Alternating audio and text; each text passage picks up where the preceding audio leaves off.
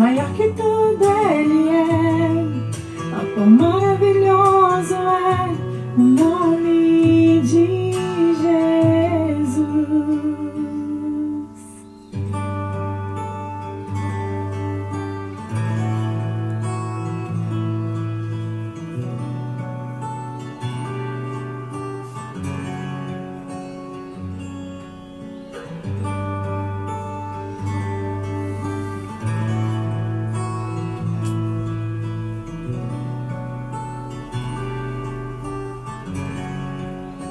A morte venceste, o véu tu rompeste, a tumba vazia agora está. O céu te exalta, proclama tua glória, pois ressuscitaste, vivo está. És invencível, inigualável, hoje pra sempre reinarás. Teu é o reino, tua é a glória, acima de todo nome está. Poderoso esse nome é, poderoso esse nome é, o nome de Jesus, meu Rei. Poderoso esse nome é, mais forte que tudo Ele é. Poderoso esse nome é, o nome de Jesus.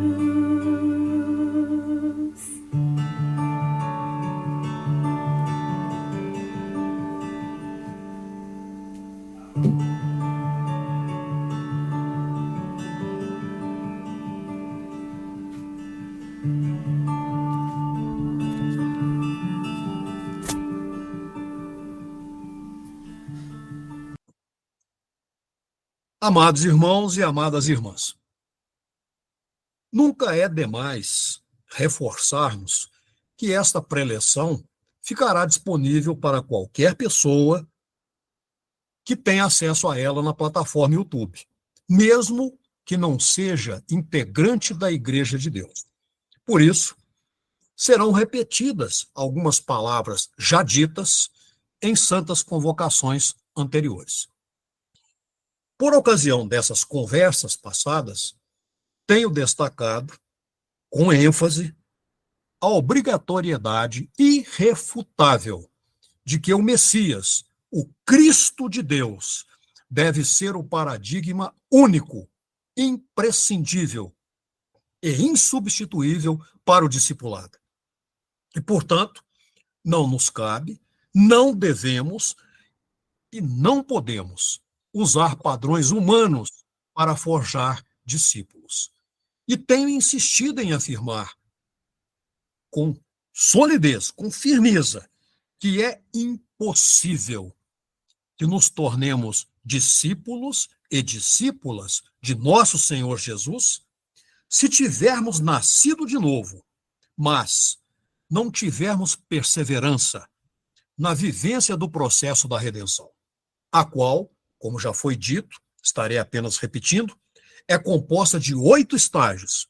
E volto a mencionar, para que fiquem bem sedimentados na memória. Expiação, já estudada, libertação, que virá na sequência, regeneração, justificação, reconciliação, adoção, santificação e glorificação. Feita essa brevíssima recapitulação, prosseguimos. Hoje, amados irmãos e amadas irmãs, nós podemos avançar, continuando a conversar sobre a fidelidade que nos cabe prestar de modo pleno, incondicional ao Altíssimo Deus. Vejamos. Como já sabemos, mas algumas pessoas talvez ainda não saibam, o Altíssimo Deus é soberano fiel. E isso nós repetimos diariamente, quando oramos a Ele e empregamos, geralmente no final da oração, a palavra em português, amém, cujo significado já estudamos. Muito bem. Antes de prosseguirmos, vou insistir e propor-lhes novamente aquela sugestão feita na semana passada de uma reflexão profunda e honesta. Lembram-se dela? Sinceramente, vocês conseguem olhar-se no espelho e afirmar que estão sendo absolutamente fiéis a Deus? Sugiro que reflitam profundamente sobre essa questão, com toda a sinceridade existente no ser de cada um e de cada uma. Muito bem. Agora, de fato, continuando. Para nós estabelecermos e consolidarmos nossa fidelidade ao Altíssimo Deus, precisamos, logo de início, considerar o fruto do Espírito e analisar a virtude denominada fidelidade. Vamos ler a primeira passagem desta convocação. Segundo o livro de Reis, 23. Lembra-te, Iá, peço-te, de que andei diante de ti com fidelidade, com inteireza de coração, e fiz o que era reto aos teus olhos, e chorou muitíssimo.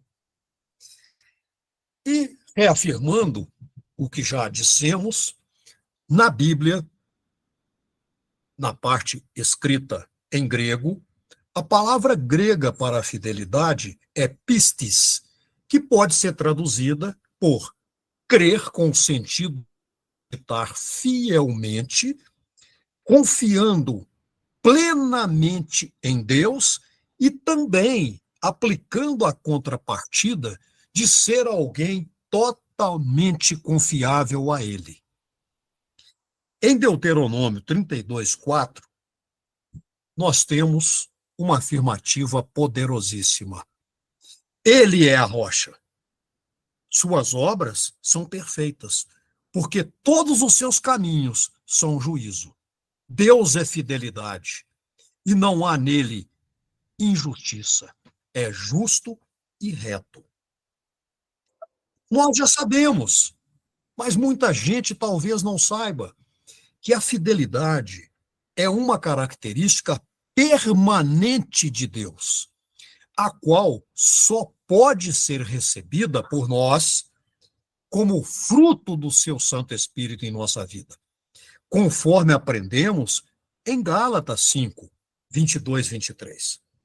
Vamos ver aqui um exemplo concreto e muito conhecido por pessoas que têm o costume de ler a Bíblia. O rei Ezequias. Ele enfrentou muitas lutas em seu reinado, mas sempre foi fiel a Deus e procurou, nos limites de sua humanidade, cumprir seus deveres de forma correta. Sabemos disso. Por isso, em determinado momento de sua vida, Ezequias adoeceu gravemente e recebeu do profeta Isaías a palavra de Deus, dizendo-lhe que colocasse suas coisas em ordem, pois morreria. Então, Ezequias orou ao Altíssimo Deus, pedindo-lhe que se lembrasse de sua fidelidade e da integridade de seu coração. Qual foi a resposta de Iá? Vamos deixar que Isaías responda. No seu capítulo 38, versos 5 a 8. Vai e dize a Ezequias, assim diz Iá, o Deus de Davi teu pai, ouvi tua oração e vi tuas lágrimas, eis que acrescentarei 15 anos aos teus dias, e livrar-te-ei das mãos do rei da Síria, a ti e a esta cidade, e a defenderei. E isto te será da parte de Iá como sinal de que Iá cumprirá a palavra que falou. Eis que falei, que farei retroceder 10 graus a sombra lançada pelo sol declinante no relógio de Acás. E assim, o sol retrocedeu os 10 graus que já havia percorrido. Ou seja, Iá fez voltar a roda do chamado tempo cronológico, atendendo à súplica do seu fiel servo Ezequias. Pergunto a vocês, o que aprendemos nesta passagem? A fidelidade absoluta de Deus encontra-se com a fidelidade humanamente plena do rei Ezequias. Houve aqui um sincronismo, uma harmonização de fidelidade. Como resultado, a bênção divina, que na verdade não foi uma, foram várias, são derramadas, não somente sobre o rei, mas extensivamente a própria cidade. Então, nesse momento, eu penso que vocês devem estar se perguntando: tudo bem, já entendemos que é mandatório nós exercermos, praticarmos fidelidade a Deus, mas como? Como fazer isso? Convido vocês para a gente começar a mergulhar na fidelidade a Deus. Convido vocês a refletir sobre 2 tipos básicos de fidelidade, tomando como referência 2 exemplos bíblicos que nos trazem importantes lições. O primeiro tipo, a fidelidade condicionada. O que é isso? Aquilo que nós chamamos de fidelidade condicionada não é, de fato, a verdadeira fidelidade, embora pareça ser à primeira vista. Esse tipo ocorre quando uma pessoa coloca uma condição para ser fiel. Lembram-se do caso de Ananias e Safira? Não vamos ler as passagens, desculpe. Nós não vamos ler as passagens aqui, mas o caso de Ananias e Safira está descrito em pormenores em Atos 4, 34 e 37, e temos também informações em Atos 5, de 1 a 11. O que eu quero mostrar aqui são as características dessa fidelidade condicionada. Existem algumas características desse tipo de fidelidade. A primeira dela pode basear-se em olhar para o que os outros fazem. Ou seja, alguém vê alguém fazendo algo e procura imitar. Vamos a Atos 4, 36, 37. José, a quem os apóstolos deram o sobrenome de Barnabé, que quer dizer filho de exortação, levita, natural de Chipre, como tivesse um campo, vendendo-o, trouxe o preço e depositou o valor aos pés dos apóstolos. Olha que coisa maravilhosa. Esse bom exemplo de José. Os bons exemplos das pessoas devem, sim, servir para ensinar-nos a praticar a fidelidade. Mas, sempre, nossa motivação ao fazer algo deve ser dedicada direta e somente a Deus, e não para as pessoas. Segunda característica da fidelidade condicionada. Ela pode estar fundamentada, alicerçada em motivação incorreta. Vamos ver o que aconteceu com Ananias e Safira. Esse casal não era obrigado, ninguém era obrigado a nada, as ofertas eram voluntárias, a entregar todo o dinheiro apurado com a venda do terreno. Mas Eles não podiam, em hipótese alguma, mentir para Deus. Isso é inaceitável.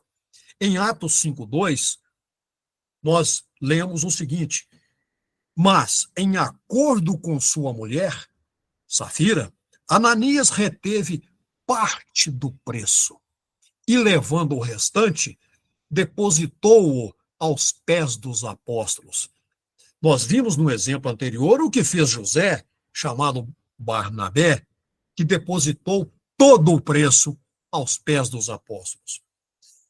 A verdadeira fidelidade não está no que as pessoas dizem, mas no que a palavra de Deus diz. Ananias e Safira queriam destacar-se entre as pessoas e seu real propósito não era ajudar realmente quem precisava. E agindo da maneira que fizeram, desagradaram profundamente a Deus. E vocês sabem o que aconteceu. Sugiro que quem não conheça os detalhes dessa passagem, depois dê uma olhadinha lá. A terceira característica da fidelidade condicionada.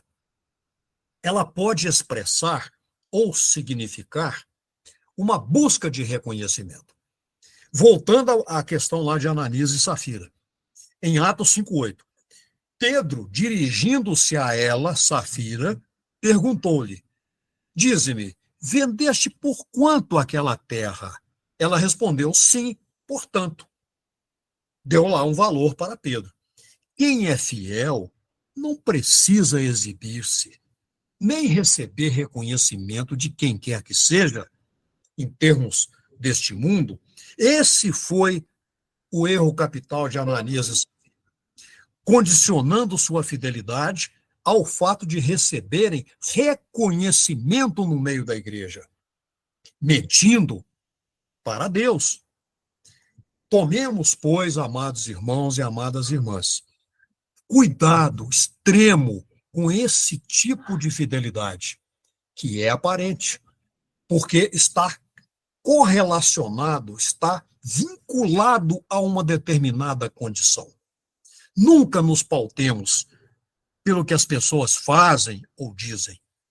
Pensemos, sim, firmemente sobre qual é nossa real motivação. Confiemos em que, se ela, motivação, estiver certa, não precisamos esperar ou pleitear nenhum reconhecimento humano. Por quê? Pois o Altíssimo a quem servimos, o Altíssimo Deus, sabe exatamente quem somos, o que estamos fazendo e por que assim agimos. Jamais, sob nenhuma hipótese, portanto, condicionemos nossa fidelidade.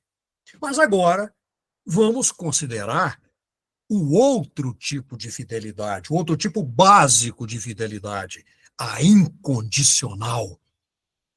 E agora, nós vamos fazer aqui breves comentários sobre o trecho de um pequeno, mas importantíssimo livro das Escrituras, que oportunamente eu gostaria de conversar bastante com vocês a respeito disso.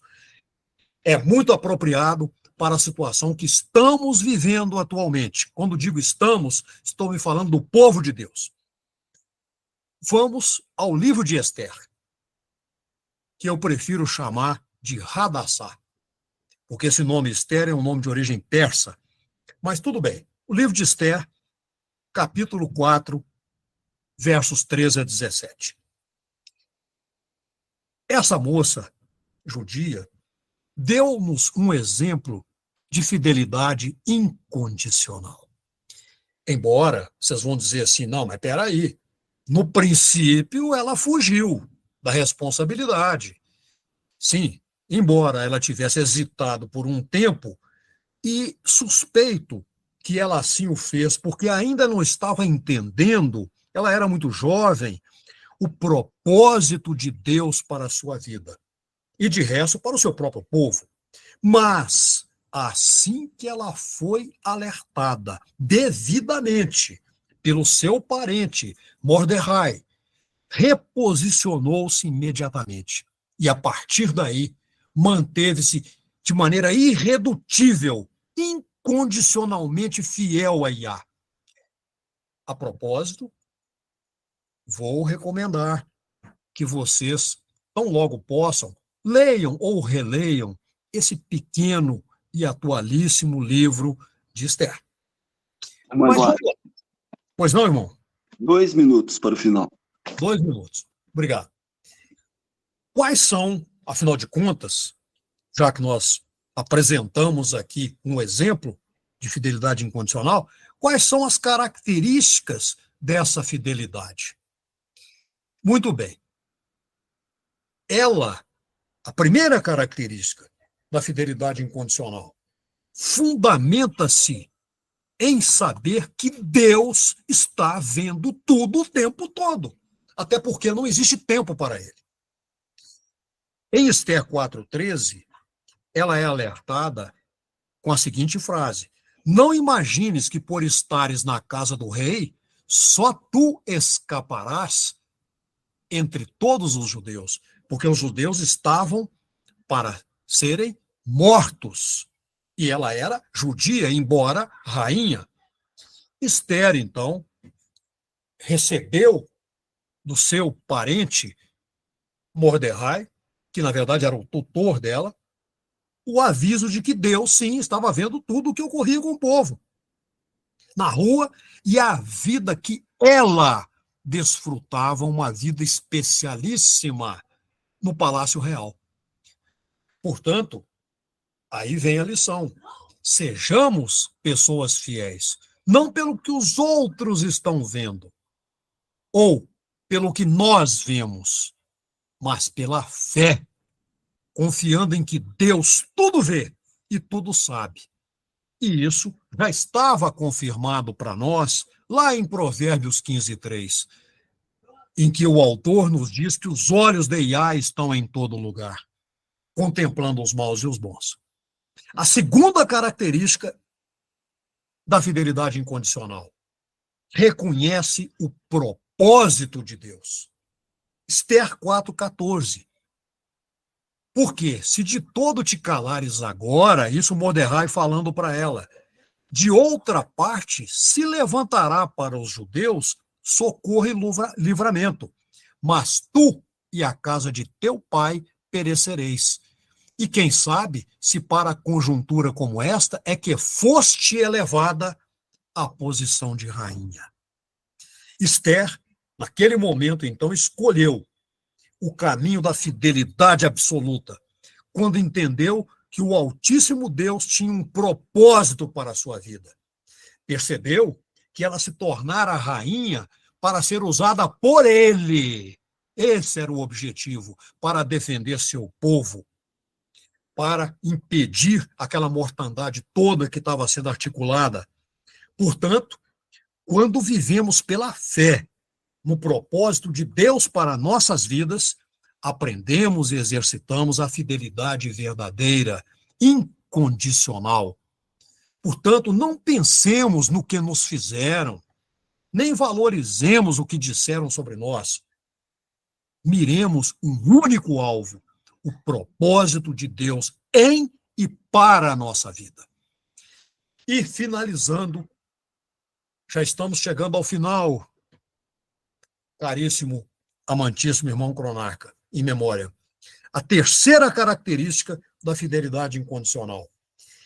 Ela implica em termos clareza total de que dependemos somente de Deus. Em Esther 4:17, está dito, vai, ajunta todos os judeus que se acharem em Suzã, e jejuai por mim, e não comais nem bebais por 3 dias, nem de noite, nem de dia.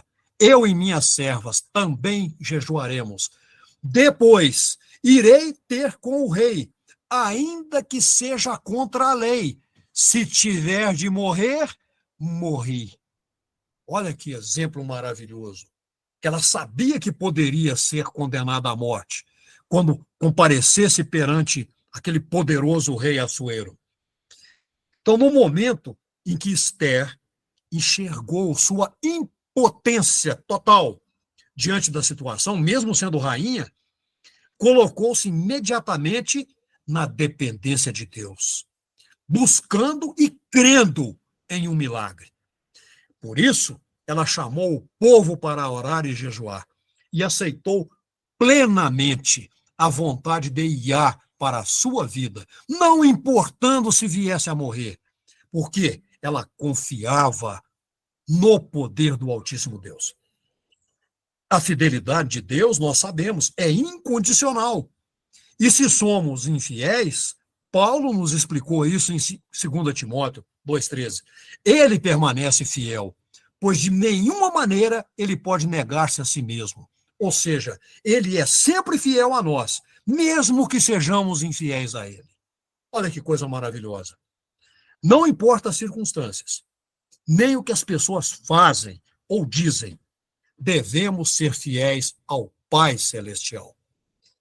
Quem é fiel incondicionalmente não se preocupa nem mesmo com o resultado do que está fazendo para o Altíssimo Deus. Apenas serve a Ele como pessoa serva fiel e prudente, sabendo que esse é o seu dever, como está registrado em Lucas 17:10. Portanto, amados irmãos e amadas irmãs, nunca nos esqueçamos de que a verdadeira fidelidade se mostra nas pequenas coisas. Pois, como aprendemos em Lucas 16:10, quem é fiel no pouco, também é fiel no muito. E quem é injusto no pouco, também é injusto no muito. Portanto, em qualquer cenário, em qualquer área de nossa vida, sob quaisquer situações, não importam os motivos nem as consequências, sejamos incondicionalmente fiéis ao Altíssimo Deus e sempre nos pautemos pelos seus juízos, que são sempre perfeitos, santos, justos, puros, retos e bons. Amém. Amém. A tua palavra escondi,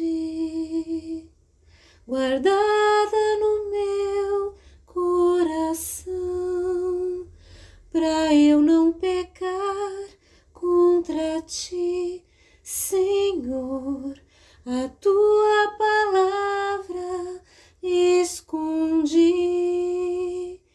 minhas vestes no sangue lavei e das tuas águas bebi, para ser uma oferta agradável a ti, minha vida a ti consagrei. Meus dons e talentos são para te servir, meus dons preciosos são teus. Não vejo razão na minha vida sem ti, tu és meu Senhor e meu Deus. Assim como o fogo refina o ouro, vem tua obra em mim completar, até que o mundo possa ver tua glória em meu rosto brilhar. A tua palavra escondi, guardada no meu coração, pra eu não pecar contra ti, Senhor. A tua palavra escondi, minhas vestes no sangue lavei e das tuas águas bebi, para ser uma oferta agradável a ti, minha vida a ti consagrei. Meus dons e talentos são para te servir, meus dons preciosos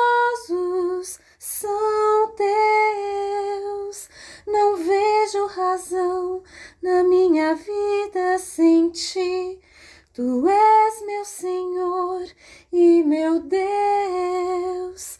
Assim como o fogo refina o ouro, vem tua obra em mim completar.